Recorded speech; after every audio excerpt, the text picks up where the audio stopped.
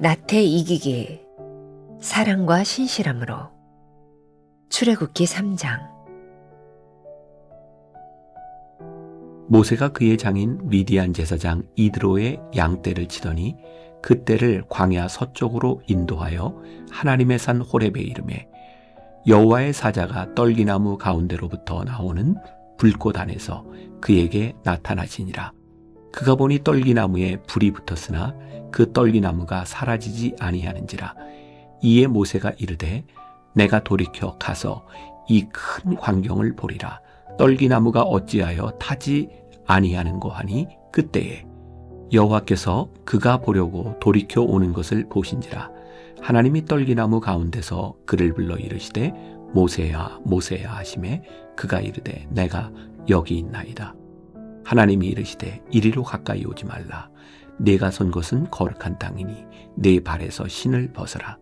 또 이르시되 나는 내 조상의 하나님이니 아브라함의 하나님, 이삭의 하나님, 야곱의 하나님이니라.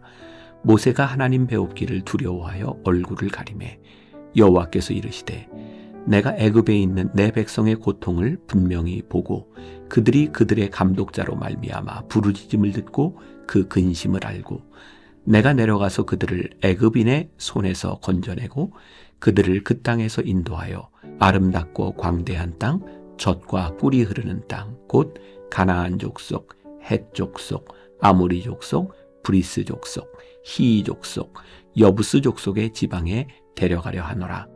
이제 가라. 이스라엘 자손의 부르짖음이 내게 달하고 애굽 사람이 그들을 괴롭히는 학대도 내가 보았으니 이제 내가 너를 바로에게 보내어 너에게 내 백성 이스라엘 자손을 애굽에서 인도하여 내게 하리라. 모세가 하나님께 아뢰되 내가 누구이기에 바로에게 가며 이스라엘 자손을 애굽에서 인도하여 내리이까. 하나님이 이르시되 내가 반드시 너와 함께 있으리라. 내가 그 백성을 애굽에서 인도하여 낸 후에 너희가 이 산에서 하나님을 섬기리니 이것이 내가 너를 보낸 증거니라. 모세가 하나님께 아뢰되 내가 이스라엘 자손에게 가서 이르기를 너희의 조상의 하나님이 나를 너희에게 보내셨다 하면 그들이 내게 묻기를 그의 이름이 무엇이냐 하리니 내가 무엇이라고 그들에게 말하리이까. 하나님이 모세에게 이르시되 나는 스스로 있는 자이니라. 또 이르시되 너는 이스라엘 자손에게 이같이 이르기를 스스로 있는 자가 나를 너희에게 보내셨다 하라. 하나님이 또 모세에게 이르시되 너는 이스라엘 자손에게 이같이 이르기를 너희 조상의 하나님 여호와 곧 아브라함의 하나님, 이삭의 하나님, 야곱의 하나님께서 나를 너희에게 보내셨다 하라. 이는 나의 영원한 이름이요 대대로 기억할 나의 칭언이라. 너는 가서 이스라엘의 장로들을 모으고 그들에게 이르기를 여호와 너희 조상의 하나님 곧 아브라함과 이삭과 야곱의 하나님이 내게 나타나 이르시되 내가 너희를 돌보아 너희가 애굽에서 당한 일을 확실히 보았노라. 내가 말하였거니와 내가 너희를 애굽의 고난 중에서 인도하여 내어 젖과 꿀이 흐르는 땅 곧 가나안 족속, 헷 족속, 아모리 족속, 브리스 족속, 히위 족속, 여부스 족속의 땅으로 올라가게 하리라 하셨다 하면 그들이 내 말을 들으리니 너는 그들의 장로들과 함께 애굽 왕에게 이르기를 히브리 사람의 하나님 여호와께서 우리에게 임하셨은즉 우리가 우리 하나님 여호와께 제사를 드리려 하오니 사흘 길쯤 광야로 가도록 허락하소서 하라. 내가 아노니 강한 손으로 치기 전에는 애굽 왕이 너희가 가도록 허락하지 아니하다가 내가 내 손을 들어 애굽 중에 여러 가지 이적으로 그 나라를 친 후에야 그가 너희를 보내리라. 내가 애굽 사람으로 이 백성에게 은혜를 입히게 할지라 너희가 나갈 때에 빈손으로 가지 아니하리니 여인들은 모두 그 이웃 사람과 및 자기 집에 거류하는 여인에게 은 패물과 금 패물과 의복을 구하여 너희의 자녀를 꾸미라. 너희는 애굽 사람들의 물품을 취하리라. 나태하지 말아야 할 이유가 있습니다. 하나님이 우리를 택하셨기 때문입니다. 우리에게는 해야 할 사명이 있습니다.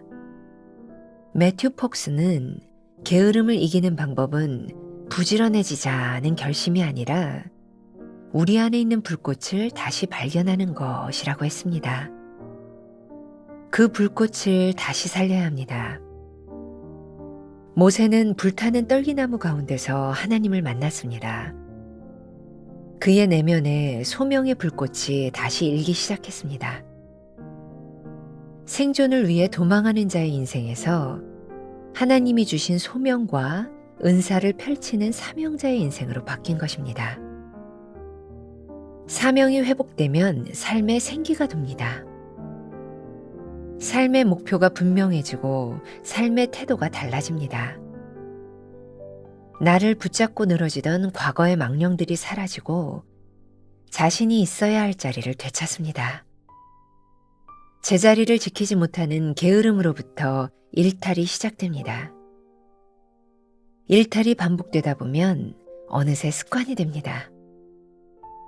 우리에게는 신실함이 필요합니다. 헌신은 들을 헌에 마음 심자가 아닌 몸 신자를 씁니다. 즉 헌신이란 말은 마음이 아니라 땀을 흘리는 수고입니다. 게으르면 헌신할 수 없습니다. 신실함은 거창한 것이 아니라 매일 한 걸음씩입니다. 평생 기도는 오늘 새벽 기도에서부터 시작되며 평생 거룩은 오늘 작은 유혹을 말씀으로 이겨내는 것으로부터 시작됩니다. 오스왈드 챔버스는 거룩과 성화에서 이렇게 말합니다. 사랑은 우리에게 아무것도 요구하지 않고 다만 순수한 일상의 행동을 요구한다. 사랑은 우리가 하나님을 위해서 모든 것을 하도록 하며 그것을 실천하도록 이해시킨다.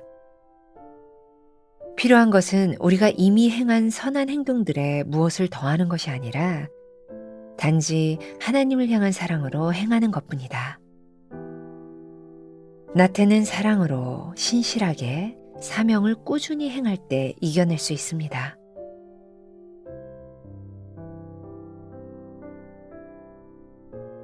나의 사명은 무엇입니까? 내가 있어야 할 자리는 어디입니까? 오늘, 지금, 여기서 시작할 일은 무엇입니까?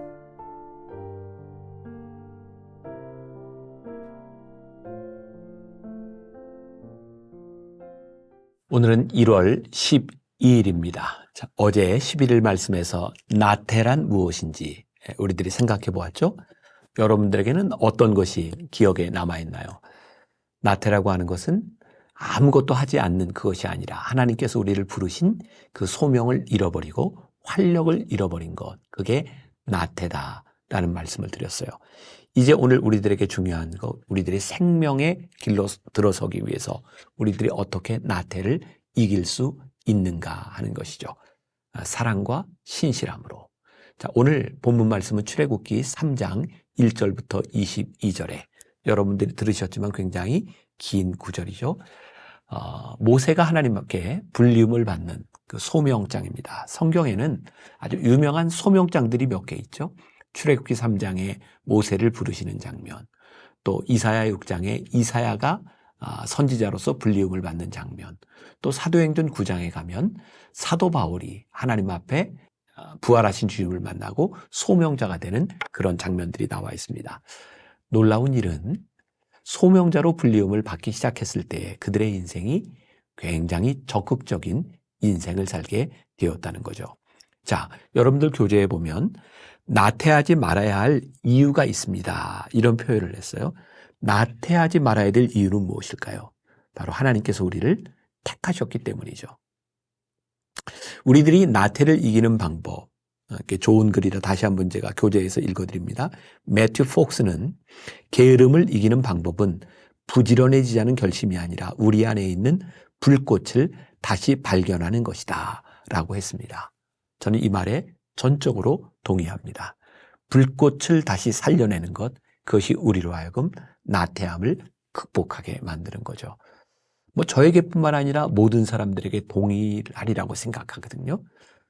저는 개인적으로 제 인생을 가장 적극적으로 살아가게 한 그 분기점이 있다면 하나님 앞에 소명을 받았던 그 순간이었어요. 물론 그때도 저는 군대의 군목으로 제가 맡겨진 일, 제가 해야 되는 일을 열심히 하는 사람이었어요. 그러나 그 열심히 저를 활력 있게 만들지는 못했어요. 저는 그냥 그 일을 해야 된다는 의무감, 그래서 그 일을 위해서 내가 하지 말아야 되는 많은 이유들, 이것도 하면 안 되는데, 이것도 하면 안 되는데, 그게 내 인생의 제일 힘든 일이었어요. 근데 제 안에 소명의 불꽃이 타오르기 시작했을 때 제 인생에 바뀌어진 것은 하지 말아야 되는 것에 대한 문제가 아니라 하고 싶은 일들로 인하여 제 마음이 강력하게 불타올랐던 것이죠. 하나님의 숨결, 여러분 두 번째 문단에 보면 사명이 회복되면 삶에 생기가 생깁니다. 그랬는데 이게 바로 제 삶의 이야기였어요. 제가 오늘 여기에서 다 이야기를 하지 못하니까 여러분들에게 추천을 하자면 제가 CBS 잘잘법이라고 하는 프로그램에서 98회에 이 게으름을 이기는 방법에 대한 이야기를 한 적이 있습니다. 좀 자세히 설명이 돼 있을 것 같아요. 거기에서 제가 그런 이야기를 했어요. 제가 은혜를 받고 제 삶에 생기가 돌면서 결심한 일이 있었다. 새벽을 살아야 되겠다. 그게 제가 목사가 돼서 지금 목회를 하면서 저를 붙잡아 주었던 가장 강력한 무기였어요. 저에게 주어진 그 시간, 아무에게도 방해받지 않는 그 시간을 살아야 되겠다. 저를 가장 근면하게 만들어줬던 것은 단순한 나의 결심이 아니라 하나님께서 내 속에 소명의 불꽃을 타오르게 하신 일이었어요. 오늘 여러분들에게 그런 질문을 던지고 싶어요. 여러분들의 삶의 나태함을 이기기 위해서 여러분들의 사명의 불꽃을 타오르게 하는 그 소명이 여러분들에게 있습니까? 여러분들 마틴 루터 킹 주니어 목사님을 아신 마틴 루터 킹 주니어, 그분이 했던 그 글 가운데, 연설 가운데 멋진 게 있죠. 나는 꿈이 있습니다. 우리 아이들이, 우리 흑인 아이들이, 그 천대받는 아이들이 다른 백인 아이들과 함께 공부하고 함께 뛰노는 꿈을 꿉니다. 그 당시에 그분이 이야기했던 그 꿈이라는 것은 진짜 꿈이었어요. 정말 저런 일이 이루어질 수 있을까? 근데 그분의 비전, 그분의 꿈이 이루어지죠. 그리고 그분은 그 꿈을 위하여 자기의 몸을 들였던 사람이에요. 우리가 신앙생활을 하면서 잘 쓰는 용어 가운데 하나가 헌신이라는 말이 있어요. 헌신. 근데 우리들이 헌신을 오해해요. 여러분들 교재에도 나와 있지만 헌신이라고 하는 나를 드릴 헌, 그리고 몸 신자를 쓰고 있어요. 헌신은 내 몸을 드리는 거예요. 근데 우리들이 말하는 헌신은 헌신이 아니라 헌심인 것 같아요. 우리는 마음만 늘 드려요. 하나님, 제가 하나님께 왔습니다. 저에게 이럴 마음이 있습니다. 헌신이 아니에요. 헌신은 나를 드리는 거예요. 나를 희생하는 거예요. 내 삶에서 실천적으로 무언가를 시작하는 거죠. 아마 많은 사람들이 오늘 말씀을 듣고 있는 여러분들 가운데 많은 사람들이 그런 결심을 했을 거예요. 다이어트 해야지. 근데 대개 보면 평생 다이어트 하죠.